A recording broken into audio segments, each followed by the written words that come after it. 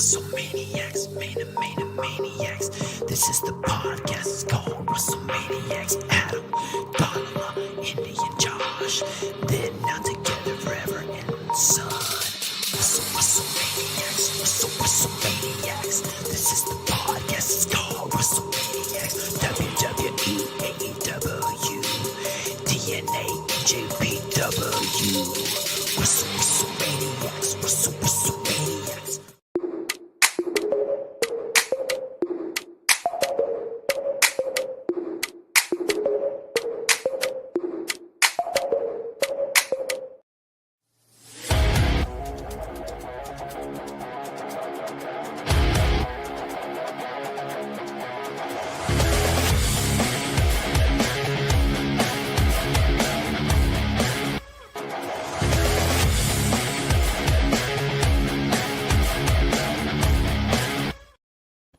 Shocking news again, WrestleManiacs. We are round 2 tonight regarding more WWE releases, as you saw in the cold open. But again, I'm not alone as always. The toast of the West Coast herself, Donala, joins me talking about the controversy and chaos that these WWE releases may have caused the Federation, or I should say entertainment company now, TKO. Either way, I've got Donala here. Donala, how in the heck are you? I'm doing good. You know, when I heard the news earlier today, I was like, wow, more releases. I wonder if we're going to get more tomorrow.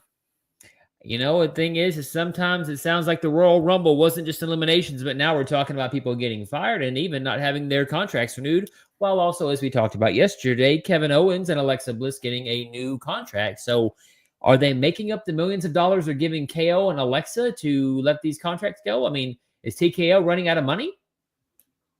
At least they're not using budget cuts as an excuse. I guess so. But again, you know, let's get into it. Again, we have got some names that just got let go, starting out with, if we can, Giovanni Vinci.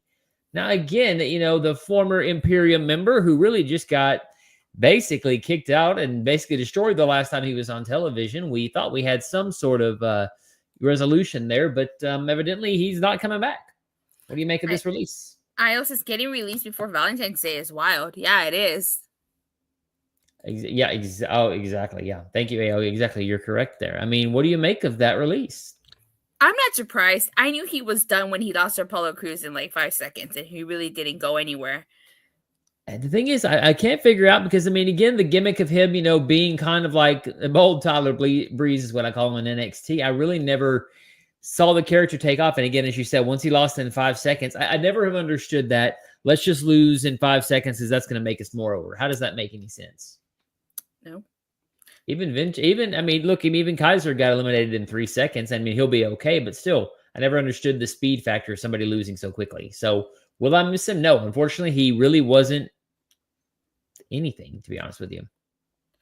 So Fightful Select reports that there were some in the company that were high on Giovanni Vinci upon creating the units for him last year. That didn't end up conveying to TV, and most that we've spoken to believe he was pushed down the card, with them knowing he wouldn't be brought back. I mean, I hate to say it's his looks fault, but I mean, technically the bald guy look, I just don't think it plays well. I think it just he kind of was a cookie cutter, you know. I don't know. I mean, again, he was with Imperium for a while, but can I tell you that he really stuck out with visuals, facials, or otherwise? Not really. It's always been Gunther or Walter at that time, and then Vinci.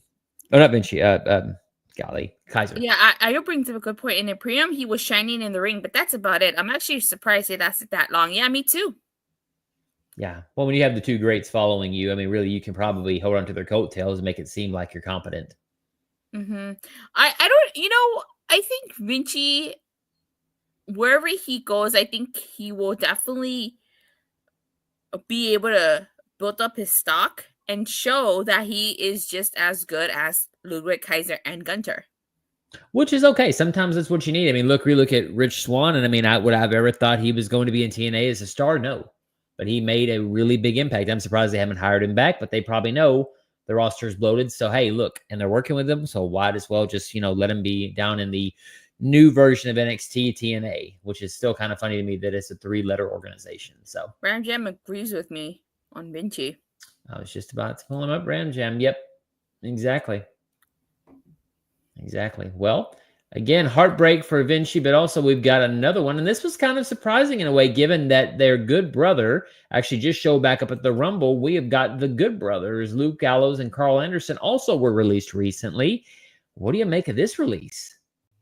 Hold on. Alexander Wolf was a part of Imperium too, and he's doing his thing in Europe. I forgot about Alexander Wolf. He was I a fourth forgot Imperium about that. guy. You're right. Yeah, that's true. I forgot about that totally. Well, I mean, and again, maybe he'll team up with Vinci and maybe they can become their own formidable tag team. You never can tell, right? For sure. So what do you make of the Good Brothers being let go? I'm not the biggest fan of the Good Brothers. I did not like their run in TNA. And I feel bad for them. Even though I'm not their biggest fan, I feel bad because they were released under the first administration. Mm-hmm. They were brought back under this administration and re-released under this administration. And I just feel like they never really did anything with the Good Brothers. I mean, they had missed opportunities. You have Finn Balor, you have AJ Styles, you had the Good Brothers, you had Tama Tonga and Tamaloa. Why not do something with like the Bullet Club? Imagine Bullet Club or WWE's version of the Bullet Club versus the Bloodline. I think that would have made for a much interesting story. That's what made no sense to me. Like I said, Cody, I mean, what did I say back at Backlash? Why in the hell the Good Brothers didn't come and either help their good brother win the championship? It would have made total sense. You could have gone because, look, I mean, they talk about TNA. We talk about other wrestling companies at this point. It would have been the perfect opportunity. You could have had Finn Balor team up with AJ. I mean, there's a lot of things. Really, it could have been the Bloodline, as you said, versus the Bullet Club. And look, I mean, you could have had the Bullet Club run Raw, right? SmackDown run by the Bloodline, and then come Survivor Series, we get them kind of run into each other. Oh my God. I mean, again, missed opportunity, and I never understood, was it Carl Anderson? Was it Luke Gallows? Something about them just didn't click with both administrations, and I'm not sure why. The OG Bullet Club would have been fun. Yeah, exactly. Like, but you know what? I think they'll be okay. I think, I forgot who it was. And Io, you're in the chat. Remind me again, who was it? I think it was someone in TNA that made reference to the fact that the Good Brothers have been writing the coattails of people. I forgot who that was, though. Back when they were in TNA, like 5 years ago. I mean, again, they've had Carl. Go ahead. Sorry. I was just reading Io's comment. Surprised Tama and Carl didn't have a scene. Yeah. Yeah. I mean, it definitely was again, just because AJ Styles just came back, what is he going to do on Raw? I mean, are we going to have AJ versus Logan Paul at WrestleMania? I mean, I don't know who else is going to be taking Logan Paul's place. And, he's fought Seth Rollins, everybody else. So AJ Styles might be the next one. Let's see. Ram Jam said this was a missed opportunity. Carl Anderson was the one that told Triple H to hire Tama Tonga. Was Young it the Bucks? I think it was somebody in TNA. Was it Tama Tonga? I think when they were feuding, when they came in, I forgot. I gotta go back and watch that. But I remember somebody said that. I know. We're never gonna get a Bullet Club reunion. They're doing Tama Tonga and Tonga Loa. Yeah, I mean, again, I think it's one of those things that it could have happened if all this was new under the Triple H era, but because they'd come in, they kind of kiboshed that. Yeah. So Fife was like this report. Carl Anderson is still injured and is looking at least 3 to 6 months minimum before he'd be cleared. Releasing injured talent is very out of the ordinary for WWE, and we're looking to see if there's any additional context. We're told despite this, he's in good spirits. That's crazy. I totally forgot he was out injured. So not only did they release him, but they released him while he was still injured. Maybe that's what caused it. Maybe it's the injury proneness. I mean, because again, after a while, how many times can you freeze a contract for something like that, right? Yeah. Oh, maybe Scott the Morse code says maybe you meant. Yeah, maybe. I gotta go back and watch that because I know somebody said that to them. Sure. Well, our next one, if we're ready to move. One last thing. Yeah. I think the Good Brothers will probably either go to AEW or they'll probably just go back to New Japan. I mean, if I was them, I'd just go back to New Japan. I mean, they seem like they've got a job forever over there. Seems like they're not, I hate to say I've never heard them being released from NJPW or New Japan. So, I mean, they probably can just hang out there for the rest of their careers. They could be the other exciting gaijin that basically stays there forever, And AEW, yeah, I guess they could have a job, but what are they going to do? I mean, it's always look at the shiny new penny. Look at the shiny new penny in AEW, and they lose their luster. See, AO said the same thing. NJPW is obsessed with them, loves them for whatever reason. I'm not sure why. Maybe it's their drinking habits. Not really sure, but again, they're more over there than I think anywhere else. That's where Machine Gun came from. I wonder how AJ Styles is going to feel, because I'm pretty sure he was furious the first time that his friends were released. So I wonder how he's going to feel now. Where's he going to go now? AEW? Or should he go back to TNA just because, why not, right? Hey, us TNA fans have been waiting for AJ Styles to go back to TNA since this crossover started. I'm not saying he shouldn't, but I mean, again, I think he still seems like he's got hard feelings with TNA. So I mean, who knows? He was backstage when they were in Georgia, and for Final Resolution, he was backstage. I mean, it could happen. I mean, like Triple H. I mean, Joe Hendry has to do something at WrestleMania. Why not do AJ versus Joe Hendry at WrestleMania, and then a Bound for Glory rematch? Why not? I was so surprised that we did not get a spot with Joe Hendry and Mr. TNA AJ Styles in the Royal Rumble. I was surprised Nick Nemeth didn't show up as Dolph Ziggler and or Nick Nemeth himself, because they referenced him. So I don't know. Guess we'll just see. Yeah. Okay. Well, our other shocking, I would dare say shocking release is Isla Dawn. She was actually released today as well. One half, at least former, of the women's tag team champion, along with, again, Alba Fire. But again, it was only Isla Dawn. Me and Dottle waited all day waiting for that name to pop up and her tag team partner, and she didn't. What's going on with that? The Wicked Witch herself, I would say, got released. Io says Styles never complained about their booking. He knows Carl and Luke are collecting the paycheck. That's true. I think he was more mad at Paul Heyman, I think, as he was getting more promised of what they were going to do and had nothing for them. It seemed like that way, but I'm not sure. Mm-hmm. Yeah, I was pretty surprised about Isla Dawn because, you just broke up a tag team, the Unholy Union. Mm-hmm. The fact that they kept Alba Fire, I think it's because Alba Fire has shown that she could have a singles run and not much Isla Dawn, which is probably why they kept her. But still, like, I was really surprised that she got her released. But there's life outside of WWE. I think she could shine in TNA, or she could go to do indies. I really did like the Unholy Union. I just felt like they never really did anything with them. They were great characters. I really like that they incorporated that they were, how could you say it? I guess the ones putting the curse on the women's tag titles, when everybody was getting injured. So I thought it was really neat, but unfortunately they were just never utilized to their full potential.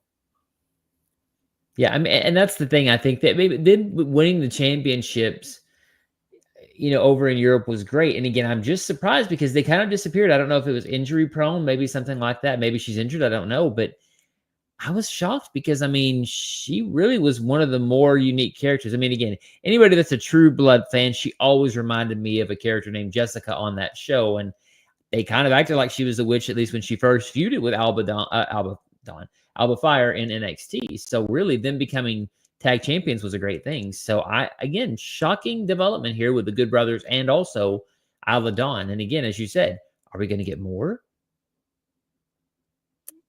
That's the big question. It wasn't gonna last, especially when they're at the lower tier. That's true. True. I mean, I don't know. I still just kind of feel they got lost in the shuffle somehow. But now with all this opportunity for the women, the fact that they got released, I don't know. I would have loved to see Piper Niven and Chelsea Green basically go against the Unholy Union. Can you imagine that sort of craziness? Especially with her being United States champion, maybe Alba Fire versus that. I mean, just read another thing, a late development regarding Blair Davenport. I read today that originally, apparently, she was going to be joining Chelsea Green and Piper Niven as part of that group and like a secret agent, type of secret agent, but like a Secret Service, type of agent, type of role. But they decided not to do anything with her. Oh, actually, yeah. Fightful here says, when asked about her speaking in the background with Piper Niven, was a direction given. We're told that recently she was brought to TV and pitched on the idea of joining Chelsea Green and Piper Niven's group. It got as far as a Secret Service outfit being prepared, but it had been delayed. And, and they did tease on SmackDown that, Chelsea Green told Piper that they needed more security. So I think maybe they were hinting at it, but then they just ran out of time. Yeah. I think it'd have been cool. I mean, it'd have been weird But I mean, I don't know why Blair Davenport is. I don't know. These are some very interesting releases. I mean, to be honest with you, I would have been less surprised if it was the Street Profits being let go, but they've now since had a resurgence. Io brings up a good point. I'm worried about Kiana James injured. She got drafted too, along with Davenport. That is so true.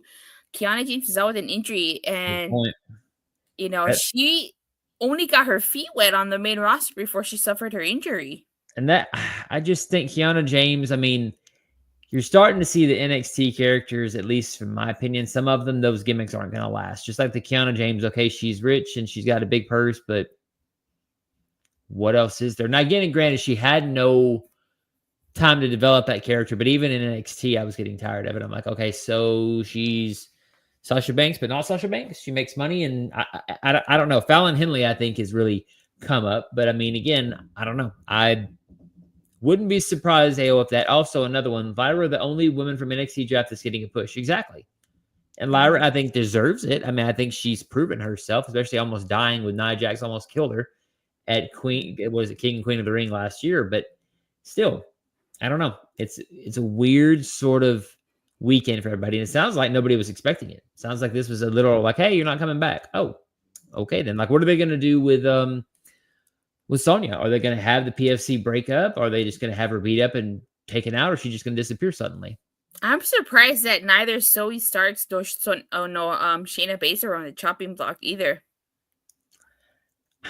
I think the only thing about them is I think they can have that badass kind of look, and I think that Sonya, just for whatever reason, through no fault of her own, I don't think, but I just don't think she's seen as a legitimate fighter, where I think Stark and Baszler are, because they're at least the heels. The third one, what is she going to do? There's no six-person, six-lady tag team championship. So what do? Do you make her the U.S. champion and then tag champs? I don't know. I mean, especially the weird thing is the PFC dominated the Rumble, but if you remembered, they got eliminated fairly quickly all together in succession. So I wondered if that was kind of the writing on the wall. Oh, wait. Ayo. Do you think he made a good point yesterday about Triple H now understanding where Vince's mindset is on NXT talent? Main roster is a shark land. Oh, yeah. It is. I mean, it is basically survive if you can. Look at the New Day. They just got new music, and now their push is kind of, I don't want to say died down, but do you really fear them at this point? No. Thanks, AO. Appreciate this. Kudos on that one. All right, there is more to this. It says, and this is again from Fightful Select. Those within NXT Fightful spoke to believe the releases are tied to a new batch of call-ups being brought into the main roster in 2025. But see, the thing is, if you're bringing people in, I bet you all the people that they're bringing in from NXT, probably some of them aren't even going to get the push. I mean, I just watching NXT as a whole, I can name a couple. Ethan Page, I hope, gets the push he needs. Trick Williams, I'm worried about that unless he teams with Carmelo. Look at Carmelo Hayes. I mean, Carmelo Hayes is short as hell, so maybe that's a problem. But, I mean, guys, I mean, in chat, who else do you really think is coming out? AO says, also, I'm sure Triple H and Shawn wanted to keep them, but Nick Khan, Big Bosses, some folks got to go. Maybe, but I would think Nick Khan is kind of out of it. He kind of lets them run the ship, it seems like. You might be right, AO. I mean, you might totally be, but... No, yeah, and I think Io brings up a good point. I think that maybe Triple H and Shawn probably wanted to keep them, but they're not the ones in charge. Ari Emanuel is, and if he says you gotta let some people go, you gotta let some people go. True. I just can't think of anybody but Ethan Page is really going to be a shock. And Javon Evans is all right, but I don't. Again, this is just me, but I just don't feel like you're going to see a lot of. It's almost like they've kind of. They're making so many stars, to be honest with you, they don't really know what to do. That's the problem. I think that they're starting to make things so well that they're like, crap, what do we do? I think another potential star on the main roster would be the NXT champion himself, Obafemi. Obafemi, yeah, I would agree.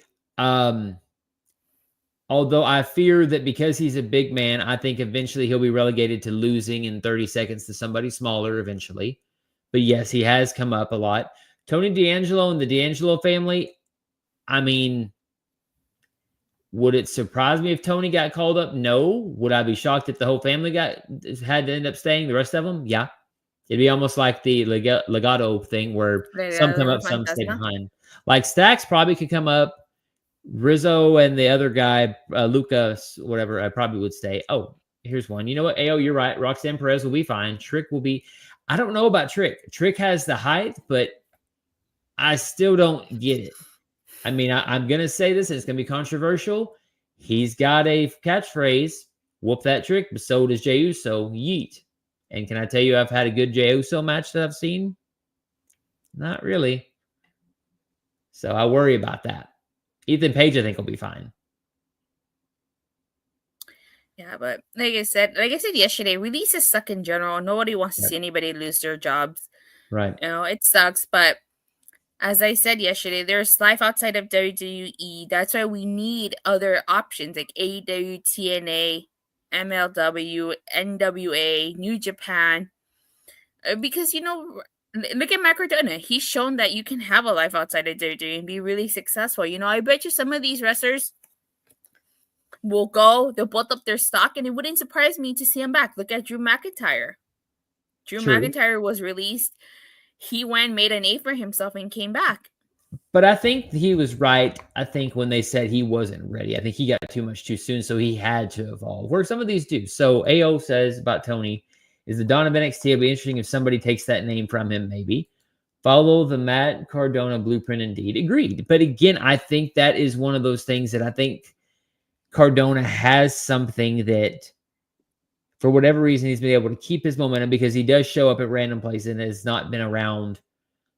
I don't want to say long-term anywhere, but you can kind of be the journeyman to a degree. He's almost playing the territory role, really, if you think about it. You know, somebody would show up in Florida for a little while in the 80s, 70s, stay there, leave, go to another territory, repop up back in Texas, let's say, and then go back up to New York. I mean, so he really is truly, if you want to talk about it, playing the journeyman wrestler going from territory to territory. But I don't think anybody can just do that. I don't think Giovanni's going to have the desire, not the desire. He's not going to have the build, I think, for that. He's not going to be able to sustain that momentum. But again, that's just me. But again, I mean, I do agree, AO, that he is following a blueprint that not many wrestlers do anymore. Yeah, and again, like, not everybody will, I don't think everybody will come back, but I think that I wouldn't surprise me to see, of all the people that got released, maybe one or two of them back in the WWE a couple years down the road. You know what I don't understand? The only thing I don't understand about Tony Khan and AEW, you have ROH, right? And again, you can join the Honor Club and watch all that. But, I mean, to me, that could be a whole other promotion just with a Giovanni Vinci. You could have your kind of developmental territory on television and still get away with it because Chris Jericho is the ROH champion right now, at least currently. I may be wrong about that, but I know he just faced Cardona recently, and Cardona just randomly showed up. Let's see. Ram Jam has a good point. I wonder how Lexis King would fare on the main roster. Lexis King is a very weird character in that he is Brian Pillman, but doesn't want to call the name Brian Pillman. ROH is basically WWE, ECW. It's unserious brand. I mean, you're not wrong, but I think Jericho gives some credence to it in terms of television time, even if it's a max. Look, make it a max exclusive, you know, Ring of Honor. Why not? I mean, again, you've got the platform. You've got a star on there. Throw in Daniel Bryan and somebody else. You know, hell, pull in Bully Ray, for God's sakes. Do something different. But Lexis King, in terms of that Ram Jam, I mean, I think he would do well, but he'd seriously have to have some more dimension besides the random ass chair and the random ass just, I don't know. I don't dislike him, but it's very random. And I don't like that they're like, this is Brian Pillman's kid. He's like, well, I hate my father. I'm like, dude, your father died from an overdose. Let's not go there. Let's just leave that in the past, you know? But that's I just don't want NXT on a weekly basis to be able to comment on Lexis King. You're not, I mean, I don't know. It's just like Charlie Dempsey. He's the kid of William Regal, and he's all right, but they're not giving him enough time. I really think, again, the problem is they're so bloated with so many talented different people. Look, I mean, Scott Steiner's kid was just signed. So, I mean, you have a potential other Steiner in the wings coming eventually on the NIL program. So, I mean, if you've got that, you've almost gotten too big, if that makes sense. And I think that's part of the problem. They've gotten too big. Yeah, and like I said yesterday, you can't keep everybody. You cannot keep everybody. And that's, as much as it sucks to let people go, You need to let people go to make room for the incoming talent. And if you're not using them, you might as well just let them go so they can go make money elsewhere. This is where I think that, like I said, we need a heat and a velocity. I mean, we have Evolve, we have NXT, right? And again, let's see, WWE Evolve might help giving these talent more time to learn and grow. I agree. And I think that was a good thing. I think that's a great opportunity. I still think that, we're running into the fact that we're having too much talent. I mean, think about 2001 roster where there were so many people on the roster. It was so bloated. Now, granted, everybody had their status. But again, I think we're having a problem that wrestling is on fire. And unfortunately, the problem is you can't keep everybody. But at least everybody has somewhere to go. So, I mean, that's the good thing, too. One of my biggest things, I don't know, you don't watch TNA, but like they have a second show called Explosion, and one of my biggest gripes, biggest complaints about that is that it's mostly a recap show. Yeah, they air a match, maybe 2 matches, and somewhere in between they do, around the ring segment where they talk about anything but wrestling. Mm-hmm. And to me, I feel like that could be the NXT TNA show. Bring in wrestlers from NXT that still aren't TV ready. You have them wrestle against these TNA guys, or have them paired up against like local talent and something like that. Like they could do so much with that, and they're choosing not to. I don't know why. Yeah, I mean, I think that's the thing. I think that, you have to have your recap show, but it's just like all the random Saturday Morning Slam. I never watched WWE had it, but it was more of a recap show. Heat and Velocity did good where you would see the big moments and you maybe would have one star on there and have a squash match, which is fine. But you still had, again, good matches on there. And you had it to where I think the Cat was like the commentator. He wasn't the greatest, but you still had it to where it was understood. This is a breeding ground. Everybody's learning. And I think the problem is NXT is kind of now so popular. They need a 4th show. Evolve should not be just this little itty bitty show. It should be the SmackDown alternative, right? Where NXT can become the Raw alternative of the developmental program. And I think we would be fine. Bring back Sunday Night Heat. Yes, replace main event. Oh my God. Yeah, I wouldn't be mad. Sunday and Monday. And then we have Wednesday, Friday or something like that, or Tuesday, Thursday, or Tuesday, Friday. I mean, yeah, I would love it. Just trying to get more people to watch wrestling throughout the week. I know. I'm just trying to hoard out as much as I can, right? But I mean, that's what you want, though, right? You want to be able to have, like, I remember John Cena on Velocity. I remember Frankie Kazarian showing up on Velocity back in the day. Let's see. Yeah. If you can bring back Saturday Night's Main Event, why not Sunday Night Heat or Velocity? Exactly. Yeah. Exactly. Just put a new coat of paint on it, or make it again name. Evolve is SmackDown exclusive.